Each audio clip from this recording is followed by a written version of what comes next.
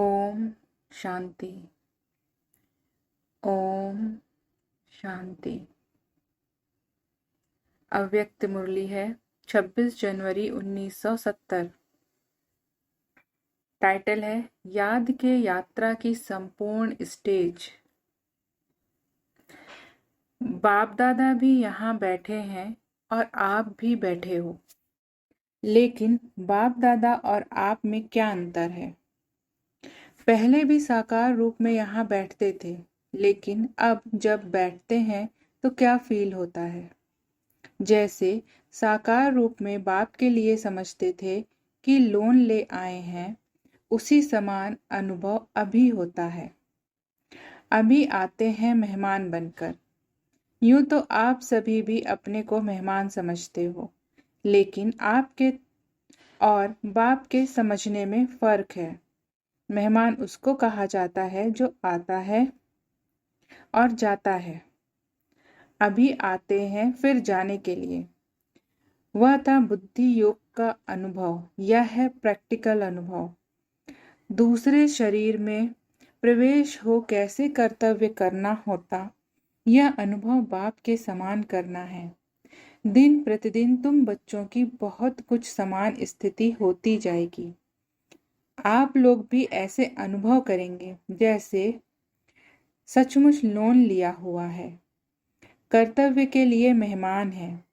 जब तक अपने को मेहमान नहीं समझते हो, तब तक न्यारी अवस्था नहीं हो सकती है।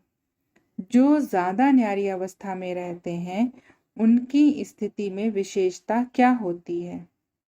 उनकी बोली से, उनके चलन से उपराम स्थिति का औरों को अनुभव होगा। जितना ऊपर स्थिति जाएगी, उतना उपराम होते जाएंगे। शरीर में होते हुए भी इस उपराम अवस्था तक पहुंचना है। बिल्कुल देह और देही अलग महसूस हो, उसको कहा जाता है याद की यात्रा की संपूर्ण स्टेज। वह योग की प्रैक्टिकल सिद्धि। बात करते करते जैसे न्यारापन खींचे, बात सुनते भी जैसे कि सुनते नहीं, ऐसी भासना औरों को भी आए। ऐसी स्थिति की स्टेज को कर्मातीत अवस्था कहा जाता है। कर्मातीत अर्थात देह के बंधन से भी मुक्त। कर्म कर रहे हैं, लेकिन उनके कर्मों का खाता नहीं बनेगा। जैसे कि न्यारे रहेंगे, कोई अटैचमेंट नहीं होगी। कर्म करने वाला अलग और कर्म अलग है, ऐसे अनुभव दिन प्रतिदिन होता जाएगा। इस अवस्था में जास्ती बुद्धि चलाने की भी आवश्यकता नहीं है। संकल्प उठा और जो होना है वही होगा। ऐसी स्थिति में सभी को आना होगा। मूल वतन जाने के पहले वाया सूक्ष्म वतन जाएंगे। वहां सभी को आकर मिलना है, फिर अपने घर चलकर फिर अपने राज्य में आएंगे। जैसे साकार वतन में मेला हुआ, वैसे ही सूक्ष्म वतन में होगा। वह फरिश्तों का मेला नजदीक है। कहानियां बताते हैं ना, फरिश्ते आपस में मिलते थे, रूहों से बात करते थे। वही अनुभव करेंगे। तो जो कहानियां गाई हुई हैं, उसका प्रैक्टिकल में अनुभव होगा। उसी मेले के दिनों का इंतजार है। अभी सर्विस के निमित्त हैं। सभी कुछ भूले हुए बैठे हैं। उस अव्यक्त स्थिति में मन और तन व्यक्त देश में है, ऐसे अनुभव होता है। अच्छा, अपने को कहाँ के निवासी समझते हो? परम धाम के निवासी समझते हो? यह कितना समय याद रहती है? यह एक ही बात याद रहे कि हम परम धाम निवासी आत्मा इस व्यक्त देश में ईश्वरीय कर्तव्य करने के निमित्त आए हुए हैं। यह एक ही बात याद रहे कि हम परम धाम निवासी आत्मा इस व्यक्त देश में ईश्वरीय कर्तव्य करने के निमित्त आए हुए हैं। मधुबन में आकर विशेष कौन सा गुण लिया है? मधुबन का विशेष गुण है मधुरता। मधु अर्थात मधुरता। स्नेही, जितना स्नेही होंगे उतना बेहद का वैराग्य होगा। यह है मधुबन का अर्थ। अति स्नेही और इतना ही बेहद की वैराग्य वृत्ति। अगर मधुबन के विशेष गुण जीवन में धारण करके जाएं तो सहज ही संपूर्ण बन सकते हैं। फिर जो रूहानी टीचर्स बनना चाहिए तो नंबर 1 की टीचर बन सकते हो, क्योंकि जैसी अपनी धारणा होगी वैसे औरों को अनुभव में ला सकेंगे। इन दोनों गुणों की अपने में धारणा करनी है। मधुबन की लकीर से बाहर निकलने के पहले अपने में पूरी रीत यह भरकर जाना। एक स्नेह से दूसरा बेहद की वैराग्य वृत्ति से कोई भी परिस्थितियों को सहज ही सामना करेंगे। एक स्नेह से दूसरा बेहद की वैराग्य वृत्ति से कोई भी परिस्थितियों को सहज ही सामना करेंगे। सफलता के सितारे बनने के लिए यह 2 गुण मुख्य मधुबन की सौगात ले जाना। जैसे कहाँ भी जाना होता है तो वहां जाते ही पूछा जाता है कि यहाँ की विशेष चीज क्या है। जो प्रसिद्ध विशेष चीज होती है वह जरूर साथ में ले जाते हैं। तो यहाँ मधुबन के 2 विशेष गुण अपने साथ ले जाना। जैसे स्थूल मधु ले जाते हो ना, वैसे यह सूक्ष्म मधुरता की मधु ले जाना। फिर सफलता ही सफलता है। असफलता आपके जीवन से मिट जाएगी। सफलता का सितारा अपने मस्तक में चमकते हुए देखेंगे। तुम सफलता के सितारे हो, वह पुरुषार्थ के सितारे हो। क्या समझते हो? सफलता के सितारे हो। जैसा लक्ष्य होता है वैसा ही लक्षण होता है। अगर अब तक यही सोचेंगे कि हम पुरुषार्थी हैं तो ऐसा समझने से कई छोटी छोटी गलतियां अपने को माफ कर देते हो। समझते हो हम तो पुरुषार्थी हैं, इसलिए अब पुरुषार्थी नहीं लेकिन सफलता का स्वरूप बनना है। कहाँ तक पुरुषार्थ में रहेंगे? जब स्वयं सफलता स्वरूप बनेंगे तब दूसरी आत्माओं को भी सफलता का मार्ग बता सकेंगे। अगर खुद ही अंत तक पुरुषार्थी चलते रहेंगे तो संगम के प्रारब्ध का अनुभव कब करेंगे? क्या यह जीवन पुरुषार्थी ही रहेंगी? इस संगम युग की प्रारब्ध प्रत्यक्ष रूप में नहीं प्राप्त करेंगे। संगम के पुरुषार्थ का फल क्या? सफलता। तो संगम के पुरुषार्थ का फल क्या? सफलता। तो सफलता स्वरूप भी निश्चय करने से सफलता होती रहेगी। जब यह समझेंगे कि मैं हूं ही सफलता का सितारा तो असफलता कैसे आ सकती है? सर्वशक्तिवान की संतान कोई कार्य में असफल नहीं हो सकती। अपने मस्तक में विजय का सितारा देखते हो या देखेंगे? विजय तो निश्चित है ही। विजय तो निश्चित है ही ना। विजय अर्थात सफलता। अभी समय बदल रहा है। जब समय बदल गया तो अपने पुरुषार्थ को भी बदलेंगे ना। अब बाप ने सफलता का रूप दिखला दिया तो बच्चे भी रूप में व्यक्त देह में होते सफलता का रूप नहीं दिखाएंगे। अपने को सदैव सफलता का मूर्ति ही समझो। अपने को सदैव सफलता का मूर्ति ही समझो। निश्चय को विजय कहा जाता है। जैसा विश्वास रखा जाता है वैसा ही कर्म होता है। निश्चय में कमी होगी तो कर्म में भी कमी हो जाएगी। स्मृति शक्तिवान है तो स्थिति और कर्म भी शक्तिवान होंगे। इसलिए कभी भी अपनी स्मृति को कमजोर नहीं रखना। शक्ति दल व पांडव कब असफल हो सकते हैं क्या? अपनी कल्प पहले वाली बात याद है कि पांडवों ने क्या किया था?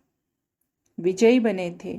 तो अब अपने स्मृति को श्रेष्ठ बनाओ। अब संगम पर है विजय का तिलक। फिर इस विजय के तिलक से राज तिलक मिलेगा। इस विजय के तिलक को कोई मिटा नहीं सकते, ऐसा निश्चय है। जो विजयी रत्न है उनकी हर बात में विजय ही विजय है। उनकी हार हो नहीं सकती। हार तो बहुत जन्म खाते रहे, अब आकर विजयी बनने के बाद फिर हार क्यों?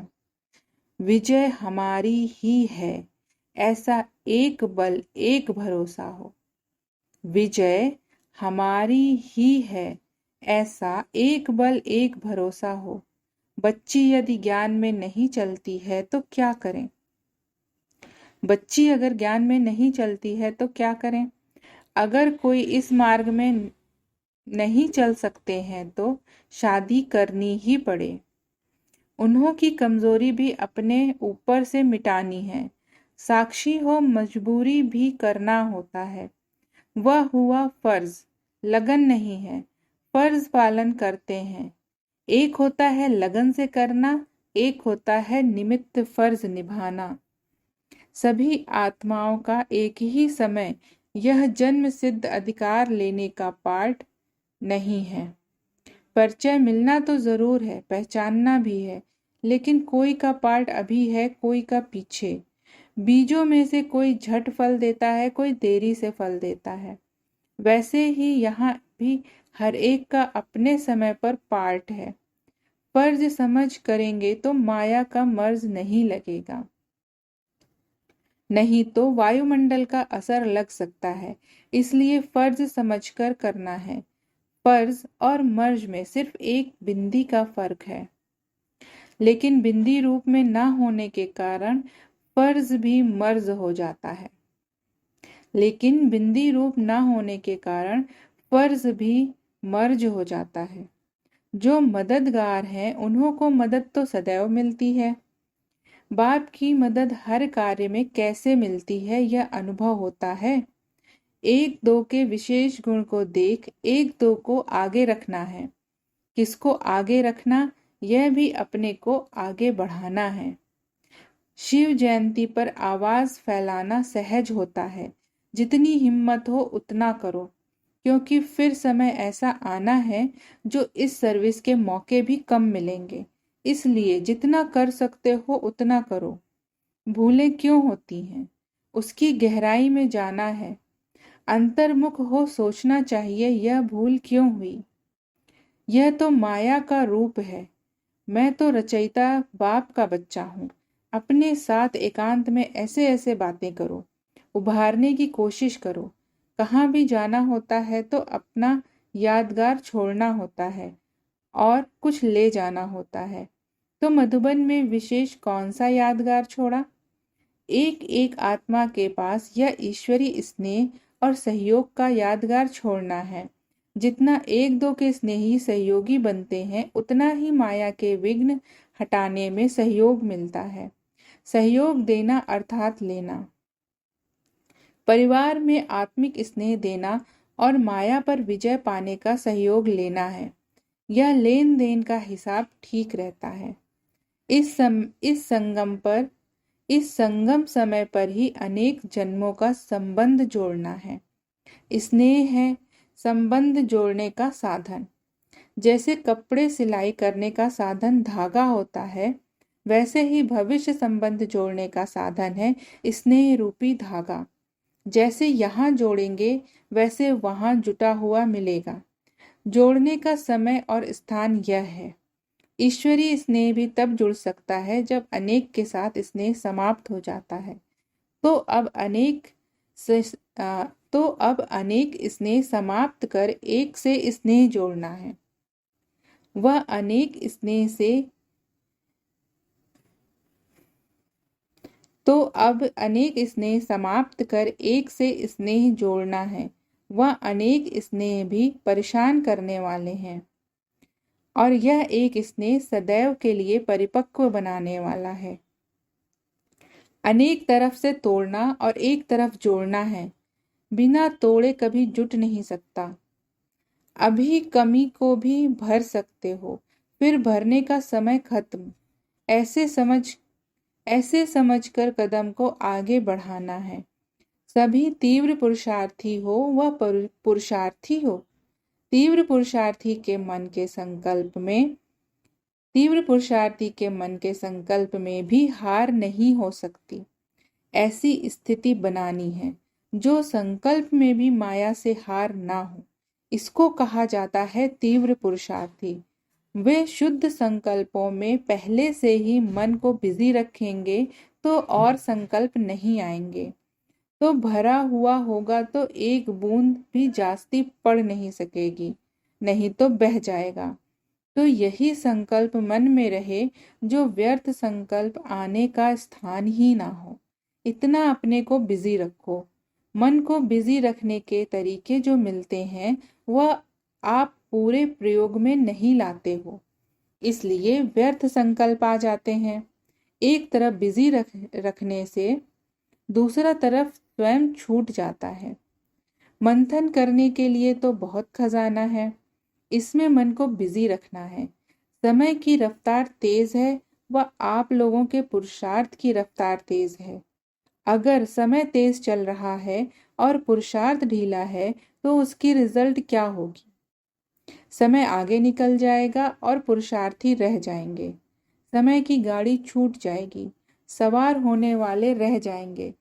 समय की कौन सी तेज देखते हो? समय की कौन सी तेज देखते हो? समय में बीती को बीती करने की तेज है। वही बात को समय फिर कब रिपीट करता है। तो पुरुषार्थ की जो भी कमियां हैं उसे बीती को बीती समझ आगे हर सेकंड में उन्नति को लाते जाओ, तो समय के समान तेज चल सकते हो। समय तो रचना है ना, रचना में यह गुण है तो रचयिता में भी होना चाहिए। ड्रामा क्रिएशन है तो क्रिएटर के बच्चे आप हो ना, तो क्रिएटर के बच्चे क्रिएशन से ढीले क्यों? इसलिए सिर्फ एक बात का ध्यान रहे कि जैसे ड्रामा में हर सेकंड अथवा जो बात बीती जिस रूप में बीत गई वह फिर से रिपीट नहीं होगी, फिर रिपीट होगी 5000 वर्ष के बाद। वैसे ही कमजोरियों को बार बार क्यों रिपीट करते हो? अगर यह कमजोरियां रिपीट ना होने पाए तो फिर पुरुषार्थ तेज हो जाएगा। जब कमजोरी समेटी जाती है तब कमजोरी की जगह पर शक्ति भर जाती है। अगर कमजोरियां रिपीट होती रहती हैं तो शक्ति नहीं भरती है। इसलिए जो बीता सो बीता। कमजोरी की बीती हुई बातें फिर संकल्प में भी नहीं आनी चाहिए।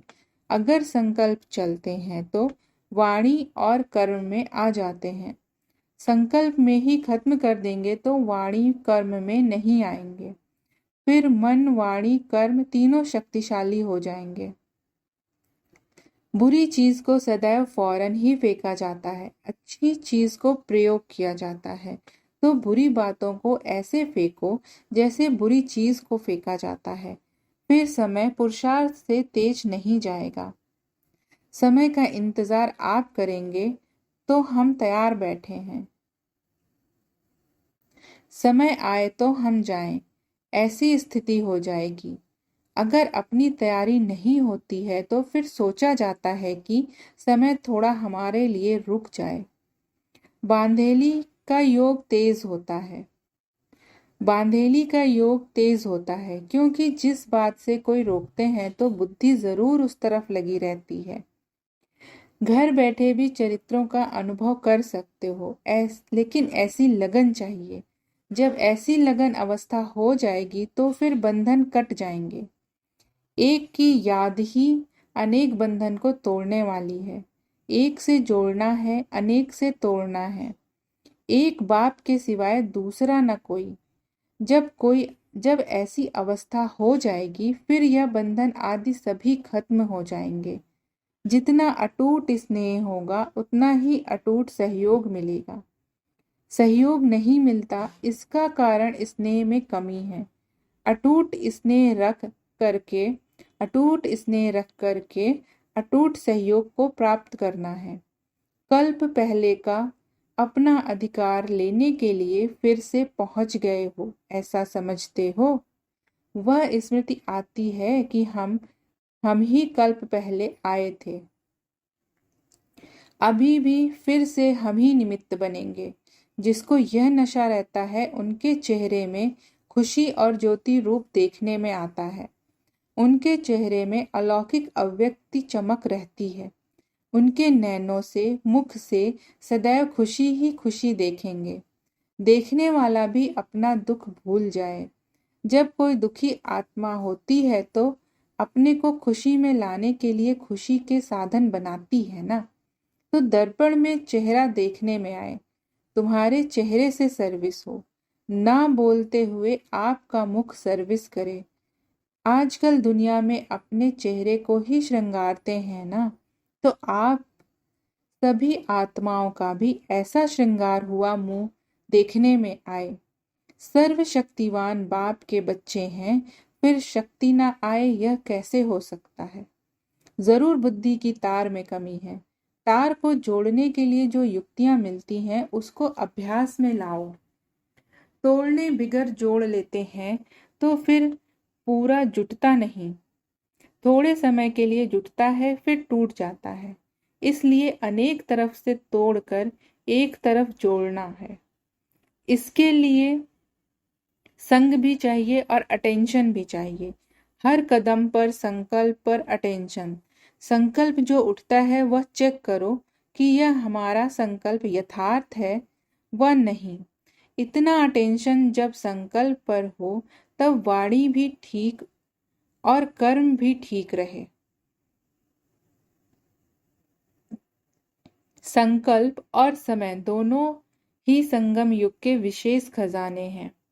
संकल्प और समय दोनों ही संगम युग के विशेष खजाने हैं जिससे बहुत कमाई कर सकते हो। जैसे स्थूल धन को सोच समझकर प्रयोग करते हैं कि एक पैसा भी व्यर्थ ना जाए, वैसे ही संगम का समय और संकल्प व्यर्थ ना जाए। यह अगर संकल्प पावरफुल है तो अपने ही संकल्प के आधार पर अपने लिए सतयुगी सृष्टि लाएंगे।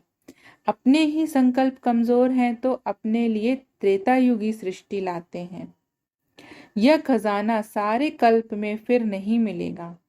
तो जो मुश्किल से एक ही समय पर मिलने वाली चीज है उसका कितना मूल्य रखना चाहिए।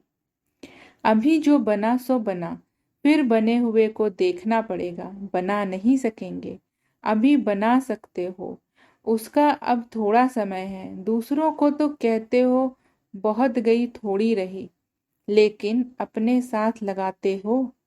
समय थोड़ा रहा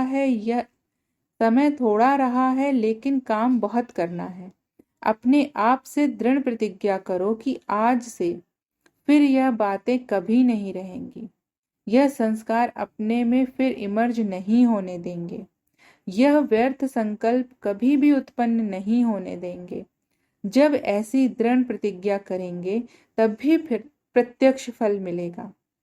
जब ऐसी दृढ़ प्रतिज्ञा करेंगे तभी प्रत्यक्ष फल मिलेगा। अब दिन बदलते जाते हैं तो खुद को भी बदलना है। अब ढीले पुरुषार्थ के दिन चले गए, अब है तीव्र पुरुषार्थ करने का समय। तीव्र पुरुषार्थ के समय अगर कोई ढीला पुरुषार्थ करे तो क्या कहेंगे? इसलिए अब जोश में आओ, बार बार बेहोश ना हो। संजीवनी बूटी साथ में रख सदैव जोश में रहो। बाकी हाँ करेंगे, हो जाएगा, देख लेंगे, यह अक्षर अभी ना निकले। ऐसी बातें बहुत समय सुनी। अब बाप दादा यही सुनना चाहते हैं कि हाँ बाबा करके दिखाएंगे। अपनी चलन में अलौकिकता लाओ तो चलन की आकर्षण लौकिक संबंधियों आदि को भी स्वयं खींचेगी। लौकिक संबंध में वाणी काम नहीं करती, चलन की आकर्षण होगी तो अब बहुत तेज चलना है। अभी ऐसा बदल कर दिखाओ जो सभी के आगे एग्जाम्पल बनो। अब 1 सेकंड भी नहीं गंवाना है। चेक आप कर सकते हो। अब समय बहुत थोड़ा रह गया है। समय भी बेहद की वैराग्य वृत्ति को उत्पन्न करता है, लेकिन समय के पहले जो अपनी मेहनत से करेंगे उनका फल ज्यादा मिलेगा। जो खुद नहीं कर सकेंगे उनके लिए समय हेल्प करेगा, लेकिन वह समय की बलिहारी होगी, अपनी नहीं। कितनी बार बाप दादा से मिले हुए हो? यह स्मृति है कि अनेक बार यह जन्म सिद्ध अधिकार मिला है। कितना बड़ा अधिकार है जो कई प्रयत्नों से भी नहीं प्राप्त हो सकता, वह यह सहज ही प्राप्त हो रहा है। ऐसा अनुभव किया है? समय बाकी कितना है और पुरुषार्थ क्या किया, दोनों की परख है। समय कम है और पुरुषार्थ बहुत करना है। जब कोई स्टूडेंट लास्ट टाइम पर आकर दाखिल होते हैं तो वह थोड़े समय में कितनी मेहनत करते हैं। जितना समय तेज जा रहा है इतना तेज पुरुषार्थ है। कब शब्द निकाल ही देना चाहिए। जो तीव्र पुरुषार्थी होते हैं वह कब कब शब्द नहीं बोलते। अब बोलेंगे, अब से करेंगे। यह संगम समय का एक सेकंड भी कितना बड़ा मूल्यवान है। एक सेकंड भी व्यर्थ गया तो कितनी कमाई व्यर्थ हो जाएगी। पूरे कल्प की तकदीर बनाने का यह थोड़ा समय है। एक सेकंड पद्मों की कमाई करने वाला भी है और एक सेकंड पद्मों की कमाई गंवाता है। ऐसे समय को परख करके फिर पांव को तेज करो। समस्याएं तो बनती रहेंगी। स्थिति इतनी पावरफुल हो जो परिस्थितियां स्थिति से बदल जाएं।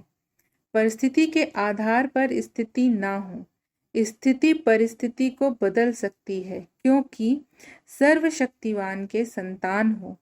तो क्या ईश्वरीय शक्ति परिस्थिति को नहीं बदल सकती। रचयिता के बच्चे रचना को नहीं बदल सकते हैं। रचना पावरफुल होती है वह रचयिता। रचयिता के बच्चे रचना के अधीन कैसे होंगे। अधिकार रखना है ना कि अधीन होना है। जितना अधिकार रखेंगे उतना परिस्थितियां भी बदल जाएंगी। अगर उनके पीछे पड़ते रहेंगे तो और ही सामना करेंगी। परिस्थितियों के पीछे पड़ना ऐसे है जैसे कोई अपनी परछाई को पकड़ने से वह हाथ आती है और ही आगे बढ़ती है तो उसको छोड़ दो। वायुमंडल को बदलना यह तो बहुत सहज है। इतनी छोटी सी अगरबत्ती खुशबू की चीज भी वायुमंडल को बदल सकती है। तो ज्ञान की शक्ति से वायुमंडल को नहीं बदल सकते। यह ध्यान रखना है वायुमंडल को सदैव शुद्ध रखना है। लोग क्या भी बोलें, जिस बात में अपनी लगन नहीं होती है तो वह बात सुनते हुए जैसे नहीं सुनते। तन भल वहां हो लेकिन मन नहीं। ऐसे तो कई बार होता है। मन कोई और तरफ होता है और वहां बैठे भी जैसे नहीं बैठते हैं। तन से साथ देना पड़ता है लेकिन मन से नहीं। उसके लिए सिर्फ अटेंशन देना है। जब तक हिम्मत ना रख पाओ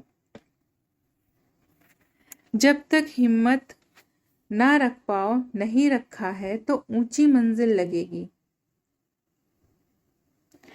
जब तक हिम्मत ना रख पाओ नहीं रखा तो ऊंची मंजिल लगेगी। अगर पांव रखेंगे तो फिर लिफ्ट की तरफ झट पहुंच जाएंगे। हिम्मत रखो तो चढ़ाई भी लिफ्ट बन जाएगी। तो हिम्मत का पांव रखो। कर सकते हो। सिर्फ लोक लाज का त्याग और हिम्मत की धारणा चाहिए। एक दो का सहयोग भी बड़ी लिफ्ट है। परिस्थितियां तो आएंगी लेकिन अपनी स्थिति पावरफुल चाहिए। फिर जैसा समय वैसा तरीका भी टच होगा। अगर समय प्रमाण युक्ति नहीं आती है तो समझना चाहिए योग बल नहीं है। योग युक्त है तो मदद भी जरूर मिलती है। जो यथार्थ पुरुषार्थी हैं उनके पुरुषार्थ में इतनी पावर रहती है। ज्यादा सोचना भी नहीं चाहिए। अनेक तरफ लगाव है फिर माया की अग्नि भी लग जाती है परंतु लगाव नहीं होना चाहिए।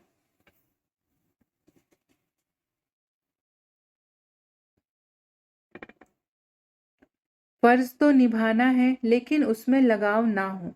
ऐसा पावरफुल रहना है जो औरों के आगे एग्जाम्पल हो।